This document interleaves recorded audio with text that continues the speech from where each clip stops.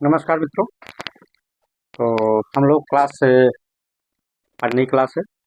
नई क्लास में आज हम लोग राज्य के विकास के बाद देखेंगे राज्य के कार्य संबंधी जो सिद्धांत है उसकी चर्चा करेंगे।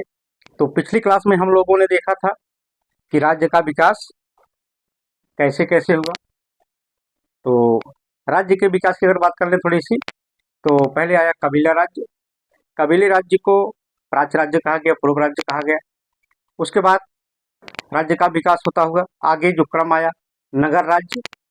नगर राज्य को यूनानी राज्य कहा गया। फिर यूनानी राज्य के बाद जो अगला क्रम आया वह था रोमन साम्राज्य। रोमन साम्राज्य आया। उसके बाद रोमन साम्राज्य के बाद सामंतवाद। सामंतवाद के बाद आधुनिक राष्ट्र राज्य का विकास हुआ। इस जो क्रम हमने बताया इसको जरूर ध्यान दीजिएगा। परीक्षा में क्रम पूछा जाता है, कई बार पूछा गया है। तो हम लोग जितने भी, हमारी बात को ध्यान दीजिएगा, जितना भी हम मैटर आपको देंगे, चाहे इतिहास से संबंधित हो या राजनीति विज्ञान से संबंधित, जितने भी मैटर आपको मिलेंगे सब के सब एग्जाम के दृष्टि से बहुत ही महत्वपूर्ण होंगे। हम आपको विश्वास दिलाते हैं जितनी भी क्लासेज हमारी होंगी, अगर आप अच्छी तरीके से देख लेंगे, पढ़ लेंगे, कई बार परीक्षा में इससे बाहर शायद कोई क्वेश्चन आए, आप उठा के देख भी लीजिएगा।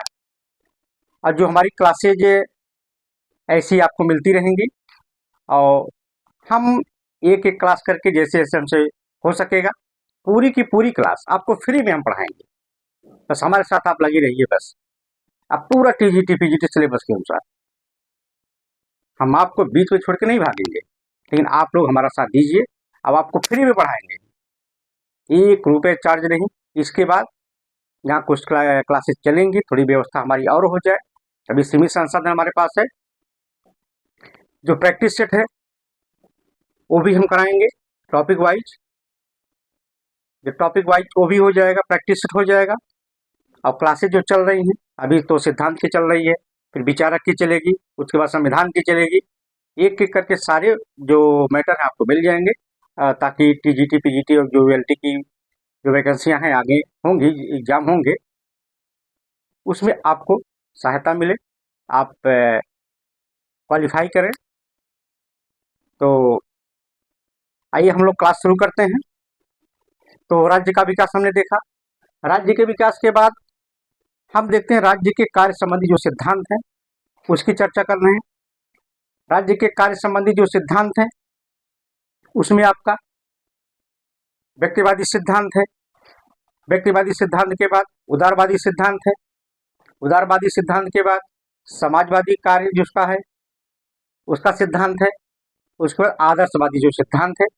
ये सब जितने सिद्धांत हैं ये राज्य के कार्य से संबंधित सिद्धांत हैं। इसकी चर्चा हम लोग शुरू किए हैं। उसमें जो आपका पहला है व्यक्तिवादी कार्य। आइए देखते हैं व्यक्तिवादी कार्य क्या है। व्यक्तिवाद क्या है? व्यक्तिवाद व्यक्ति को केंद्र में रख करके अपनी विचारधारा को आगे बढ़ाता है। व्यक्तिवाद व्यक्ति को केंद्र बना करके अपनी विचारधारा को आगे बढ़ाता है। अगर हम बात करें जैसे जो व्यक्तिवाद है, व्यक्तिवाद जो बात, व्यक्तिवाद मतलब व्यक्ति का से संबंधित जितने वाद विवाद हैं वो व्यक्तिवाद से संबंधित हैं। जैसे जो समाजवाद होता है, आगे उसकी चर्चा करेंगे हम। समाजवाद समाज को केंद्र बना करके, वैसे ही व्यक्तिवाद व्यक्ति को केंद्र बना करके जब अपनी विचारधारा को आगे बढ़ाता है तो वही व्यक्तिवाद है। तो व्यक्तिवाद में क्या होता है? व्यक्तिवाद में व्यक्ति की योग्यता, व्यक्ति की जो योग्यता है और जो उसकी क्षमता है इस पर विश्वास किया जाता है। जो व्यक्तिवाद है वह व्यक्ति की योग्यता और क्षमता में विश्वास करता है। अब देखते हैं जो इसमें पहला बिंदु है व्यक्तिवादी सिद्धांत में, व्यक्तिवाद व्यक्ति को महत्व देने वाली विचारधारा है। उसके बाद अर्थात यह व्यक्ति के योग्यता और क्षमता पर विश्वास करती है। व्यक्तिवाद ध्यान दीजिएगा, परीक्षा में पूछा जाता है व्यक्तिवाद व्यक्ति की योग्यता और क्षमता पर विश्वास करता है। ठीक, अब यह नारा भी देता है, व्यक्तिवाद एक नारा देता है कि व्यक्ति को अकेला छोड़ दो, अर्थात व्यक्ति को अकेला छोड़ने का अर्थ यह है कि व्यक्ति के किसी भी कार्य में हस्तक्षेप मत करिए। जैसे जैसे एक छोटा सा बच्चा है, अगर उसको बार बार आप समझाएंगे कि बेटा यह काम मत करिए, तो लेकिन बार बार वही काम करेगा। जैसे कोई दीपक है, जल रहा है, बार बार उसे समझाएंगे बेटा दीपक मत छुइए, आप जल जाओगे, तो वो नहीं मानेगा। लेकिन जब उसे छुएगा, उसके पास जाएगा, उंगली करेगा उसमें, तो जलेगा, तब जाके उसे समझ में आएगा नहीं, इसको छूने से आदमी जल जाता है, तो वह काम नहीं करेगा। तो वही है, जैसे दूसरा एग्जाम्पल अगर बात करें हम, जैसे कोई भी युवा युवती होंगे, जब प्रेम के चक्कर में पड़ेंगे, लोग समझाएं कितना, बेटा ये मत करिए, बहुत बुरी चीज है, लेकिन ना हम वही काम करेंगे, उसके प्यार में पागल हो जाएंगे, कितना भी समझाइए नहीं, वो मानेंगे नहीं।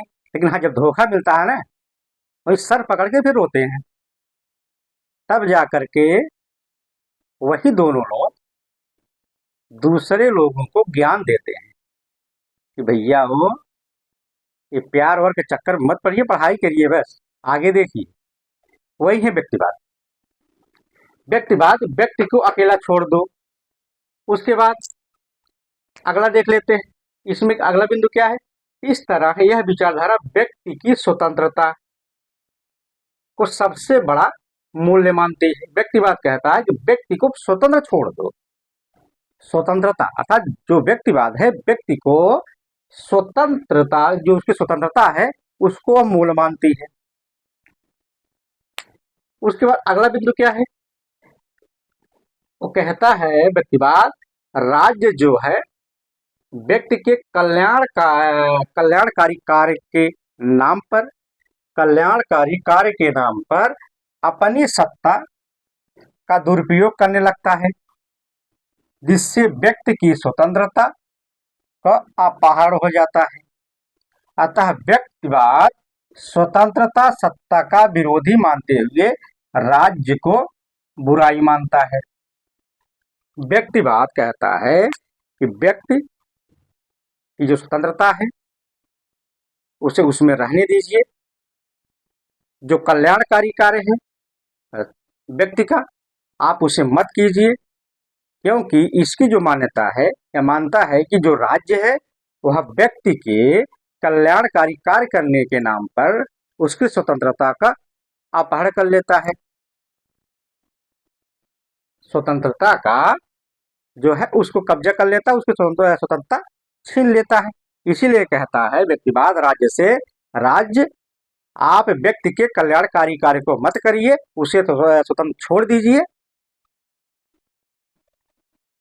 इसीलिए जो व्यक्तिवाद है राज्य को बुराई मानता है, राज्य को बुराई मानता है। उसके बाद देखिए अगला बिंदु क्या है, लेकिन राज्य को बुराई मानने के बावजूद राज्य को आवश्यक भी मानता है। राज्य को जो व्यक्तिवाद है बुराई मानता है, लेकिन साथ ही साथ राज्य को व्यक्तिवाद आवश्यक भी मानता है। आवश्यक इसलिए मानता है क्योंकि व्यक्तिवाद ये समझता है कि व्यक्ति अपना काम तो कर लेगा, जहां रहेगा खाएगा पिएगा मस्त रहेगा, किसी के विषय में कोई हस्तक्षेप नहीं करेगा, लेकिन सुरक्षा के नाम पर वह असुरक्षित हो जाएगा, व्यक्ति अपनी सुरक्षा स्वयं नहीं कर पाएगा। इसीलिए व्यक्तिवाद राज्य को सुरक्षा के नाम पर आवश्यक भी मानता है। व्यक्तिवाद राज्य को सुरक्षा के नाम पर आवश्यक मानता है। व्यक्तिवाद कहता है कि राज्य आप केवल व्यक्ति की सुरक्षा करिए, कल्याणकारी कार्य मत करिए, क्योंकि आप कल्याणकारी कार्य के नाम पर व्यक्ति की जो स्वतंत्रता है आप उसे छीन लेते हैं। आप तो इसमें एक बहुत महत्वपूर्ण जो वाक्य है ये परीक्षा की दृष्टि से बहुत ही ज्यादा महत्वपूर्ण है, क्योंकि बहुत बार पूछा गया है और आगे परीक्षाओं में आने की प्रबल संभावना है। राज्य कहता है, व्यक्तिवाद कहता है कि राज्य एक आवश्यक बुराई है। ठीक, व्यक्तिवाद कहता है कि राज्य एक आवश्यक बुराई है। राज्य एक आवश्यक बुराई फिर समझ लेते हैं। राज्य आवश्यक क्यों है? क्योंकि जो व्यक्ति है वह अपनी सुरक्षा नहीं कर सकता है, राज्य व्यक्ति की सुरक्षा करे। अब बुराई क्यों है? क्योंकि वही राज्य जब कल्याणकारी कार्य करने लगता है तो धीरे धीरे जो व्यक्ति की स्वतंत्रता है, कल्याणकारी कार्य के नाम पर उसकी स्वतंत्रता को छीन लेता है। ठीक, तो इसीलिए व्यक्तिवाद राज्य को एक आवश्यक बुराई मानता है। ध्यान दीजिएगा, परीक्षा में पूछा जाएगा आपके कि व्यक्तिवाद के किस सिद्धांत के अनुसार राज्य एक आवश्यक बुराई है। उसमें आपका व्यक्तिवाद दे देगा, समाजवाद दे देगा, उदारवाद दे देगा, तमाम प्रकार के जो ऑप्शन होंगे उसमें आपको व्यक्तिवाद लगाना होगा। उसके बाद देखते हैं व्यक्तिवाद क्या कहता है। अगले बिंदु में व्यक्तिवाद कहता है कि न्यूनतम राज्य या नकारात्मक राज्य की जो बात है, न्यूनतम राज्य व्यक्तिवाद कहता है कि राज्य आपका जो काम है बहुत न्यूनतम है, आप केवल सीमित थोड़ा कार्य करिए, ज्यादा इधर कूदिए मत, बस आपका काम जो सुरक्षा करना लोगों को वही करिए, बाकी जो काम है वो व्यक्ति अपने हिसाब से देख लेगा। उसके बाद यह नकारात्मक राज्य की बात करता है। उसके बाद देखिए अगले बिंदु में राज्य को कम से कम सत्ता का प्रयोग करना चाहिए जिससे व्यक्ति की सत्ता बनी रहे, जो हमने चर्चा की वही कहता है व्यक्तिवाद। राज्य आप कम से कम अपनी सत्ता का प्रयोग करिए ताकि व्यक्ति की जो स्वतंत्रता है, जो फ्रीडम उसकी है, वह बनी रहे। अगला बिंदु देख लेते हैं। अगले बिंदु में कि कुल मिलाकर राज्य अपने को पुलिस कार्यों तक सीमित रखे, कल्याणकारी कार्य न करे। ठीक, यहां देखिए अगले बिंदु में जो व्यक्तिवाद है कहता है कि राज्य केवल आप अपने काम को, आपका जो काम है वह केवल पुलिस कार्य तक सीमित रखिए। पुलिस कार्य का अर्थ क्या है? आप केवल व्यक्ति की सुरक्षा करिए, आप कल्याणकारी कार्य मत करिए। जितने भी बिंदु हैं सबके सब बहुत महत्वपूर्ण हैं, आपको एक एक बिंदु पर ध्यान देना होगा, हमारे एक एक शब्दों पर ध्यान देना होगा, ताकि जितने भी हम बता रहे हैं बिंदु आपको सबके सब विज्ञान की दृष्टि से बहुत ही महत्वपूर्ण है। आपको अच्छे से ध्यान दे, 2 बार पढ़िए, 3 बार पढ़िए, ताकि पूरा का पूरा आपको याद हो जाए।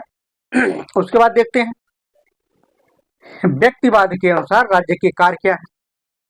व्यक्तिवाद के अनुसार जो राज्य का कार्य है उसको देख लेते हैं। व्यक्तिवाद में क्या है?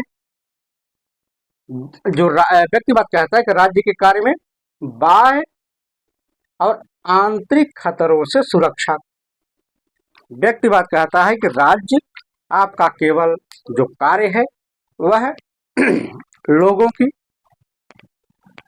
जो बाह्य आक्रमण होंगे या आंतरिक जो परिस्थितियां होंगी, आप उसी से खतरों से केवल व्यक्तियों की रक्षा कीजिए बस, ताकि उसकी स्वतंत्रता बनी रहे। उसके बाद अगला क्या है? कानून व्यवस्था को आप बनाए रखिए, ताकि कोई भी व्यक्ति या किसी भी कार्य से व्यक्ति की जो स्वतंत्रता है उसका हरण न हो। ठीक, आगे क्या है? संविधाओं को लागू करना, जो व्यक्ति के लिए, सभी व्यक्तियों के लिए समान कानून हो, नियम हो, उसको लागू करना आपका कार्य है। बाकी इसके अलावा आप 3 कार्यों के अलावा भैया आप मत कुछ कीजिए।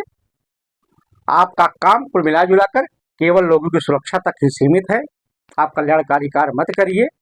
ठीक, उसके बाद इस तरह जो व्यक्तिवाद है, राज्य को केवल उसका जो अनिवार्य कार्य है, व्यक्तिवाद कहता है कि राज्य आप केवल जो व्यक्ति का अनिवार्य कार्य है उसी को कीजिए बस, अनिवार्य कार्य को कीजिए। अनिवार्य कार्य में जैसे सुरक्षा, हमने बताया। कानून व्यवस्था को लागू करना, जो समान सबके लिए कानून है, विधाएं हैं, उसको लागू करना, बस इतने आपका अनिवार्य कार्य है। बाकी आप वैकल्पिक कार्य या कल्याणकारी राज्य आप मत कीजिए, उसका व्यक्तिवाद विरोध करता है। लेकिन आप आगे देख लेते हैं। इसीलिए व्यक्तिवाद की जो सबसे बड़ी पहचान अगर माना जाए, व्यक्तिवाद की जो सबसे बड़ी पहचान है वह है निजीकरण। व्यक्तिवाद की सबसे बड़ी पहचान अगर कुछ है तो वह है निजीकरण। इसमें निजीकरण ही दिखाई दे रहा है कि क्योंकि व्यक्ति की राज्य जो राज्य है वह व्यक्ति के स्वतंत्रता पर किसी भी प्रकार का हस्तक्षेप नहीं कर सकता है। व्यक्ति अपने आप में स्वतंत्र है। जैसे आज की जो कंपनियां हैं, जो सरकार निजीकरण करती है, जिस कंपनी का जो मालिक होगा वही उसका सर्वे सर्वा होगा, उस पर सरकार का कोई अंकुश नहीं होगा। ठीक, जैसे अगर बात की जाए तो जैसे वंदे भारत की ट्रेन चली, वो निजी कंपनी की है, उसमें बैठने से सारी सुविधाएं, जितनी भी सुविधाएं हैं, बस हाँ पटेली केवल सरकार की है, बाकी पूरी ट्रेन प्राइवेट है। तो उसका जो मालिक है वह सब कुछ अपने हिसाब से मैनेज करेगा। वही अगर व्यक्तिवाद की हम सबसे बड़ी पहचान की बात करें तो वह है निजीकरण।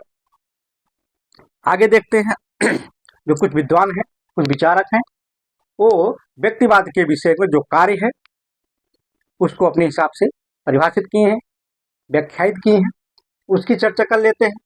अगर व्यक्तिवाद के जो विचारक हैं, उसके जो समर्थक हैं, उसकी चर्चा करें तो उसमें मिल है, बेंथम है, स्पेंसर, ये तीन महत्वपूर्ण विचारक हैं। आपको याद करना होगा, आपको ध्यान देना होगा, परीक्षा में पूछा जाता है व्यक्तिवाद के समर्थक विचारक कौन है, तो उसमें पहले हैं आपके मिल है, बेंथम है, स्पेंसर, तीन विचारक पहले। फिर ध्यान दीजिए, पहला कौन कौन है, मिल है, दूसरे बेंथम है, तीसरे स्पेंसर। ये तीन विचारक हैं जो व्यक्तिवाद के समर्थक। ठीक, उसके बाद अगला बिंदु देख लेते हैं, स्पेंसर। स्पेंसर महोदय जो व्यक्तिवाद पर अपने विचार दिया, उनके जो विचार हैं उग्र व्यक्तिवाद पर आधारित है। स्पेंसर के व्यक्तिवाद को उग्र व्यक्तिवाद कहा जाता है। उग्र व्यक्तिवाद, भाई ऐसा कोई बात करिए ताकि लोग उत्तेजित हो जाएं, उग्र हो जाएं। ठीक, वही उग्र व्यक्तिवाद। आगे देखिए सब आएगा। आगे देखिए, इनकी एक पुस्तक है इंडिविजुअल बनाम राज्य। इंडिविजुअल बनाम राज्य, इसमें इन्होंने उग्र जो व्यक्तिवाद है उसी की व्याख्या की है। इनकी पुस्तक भी बहुत महत्वपूर्ण है, उसकी देख लेते हैं फिर से। स्पेंसर की जो पुस्तक है क्या नाम है, इंडिविजुअल बनाम राज्य। इंडिविजुअल बनाम राज्य में स्पेंसर ने उग्र व्यक्तिवाद की व्याख्या की है। उसमें स्पेंसर ने इंडिविजुअल बनाम राज्य में जो उग्र व्यक्तिवाद की व्याख्या की है, उसका जो आधार है वह डार्विन के सर्वोत्तम सिद्धांत की जो है उत्तरजीविता सिद्धांत पर आधारित है। जो स्पेंसर का उग्र व्यक्तिवाद है वह किस पर आधारित है, डार्विन की सर्वोत्तम की उत्तरजीविता सिद्धांत। इसका अर्थ यह है कि जो स्पेंसर का सिद्धांत व्यक्तिवाद है वह एक जीव वैज्ञानिक सिद्धांत है, वह एक जीव वैज्ञानिक सिद्धांत। आगे भी देखिए, आपके सब समझ में आ जाएगा इसे उग्र व्यक्तिवाद क्यों कहा गया। इसमें देखिए, स्पेंसर के व्यक्तिवाद को वैज्ञानिक व्यक्तिवाद भी कहा गया। ध्यान दीजिएगा, परीक्षा में पूछा जाता है वैज्ञानिक व्यक्तिवाद के समर्थक कौन है, तो आपका आंसर होगा स्पेंसर। कौन है, स्पेंसर। एक जो और क्वेश्चन पूछा जाता है क्योंकि स्पेंसर का जो व्यक्तिवाद है किस सिद्धांत पर आधारित है, तो डार्विन की सर्वोच्च उत्तरजीविता के सिद्धांत पर आधारित है। उसके बाद देखते हैं स्पेंसर जो है, इस सिद्धांत के आधार पर स्पेंसर ने कल्याणकारी राज्य की आलोचना की।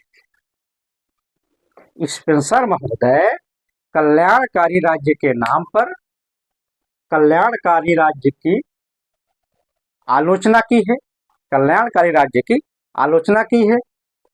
उसके बाद अब देखिए स्पेंसर की अगली कहानी, कितना निष्ठुर आदमी या कैसे हो सकता है। तो स्पेंसर महोदय है, आपको सुन के आश्चर्य होगा। स्पेंसर महोदय कहते हैं कि जो बूढ़े हैं, अपाहिज हैं, जो बच्चे हैं, इनको ऐसे ही छोड़ दो। राज्य से कहते हैं, हमसे नहीं कह रहे हैं, राज्य से कहते हैं कि राज्य तुम ऐसा करो, जो बूढ़े हैं, गरीब हैं, अपाहिज हैं, इनकी सहायता मत करिए आप, इनकी सहायता मत करिए, क्योंकि ये लोग समाज पर बोझ हैं, ये लोग समाज पर बोझ होते हैं। ठीक, अब ध्यान दीजिए, क्योंकि अब उसका रीजन भी बताते हैं। भाई आप जो बूढ़े हैं, अपाहिज हैं, गरीब हैं, इनकी सहायता आप इसलिए मत करिए क्योंकि इन्हीं की सहायता के नाम पर आप व्यक्ति की स्वतंत्रता का अपहरण करते हैं। आप केवल दिखावा करेंगे, बाकी लोगों की जो स्वतंत्रता है उसको आप छीन लेंगे। अब लोगों की स्वतंत्रता कैसे छीनेंगे? कहेंगे जो भैया जो काम करने वाले भी लोग हैं, आप इन्हीं के नाम पर उनकी भी स्वतंत्रता छीन लेंगे। अब देखिए इसमें क्या आगे देखिए, इन्हीं लोगों की सहायता के नाम पर राज्य लोगों की स्वतंत्रता छीन लेता है। ठीक, समाज छीन लेता है जो समाज के लिए कुछ कर सकते हैं। एक बार फिर समझ लेते हैं।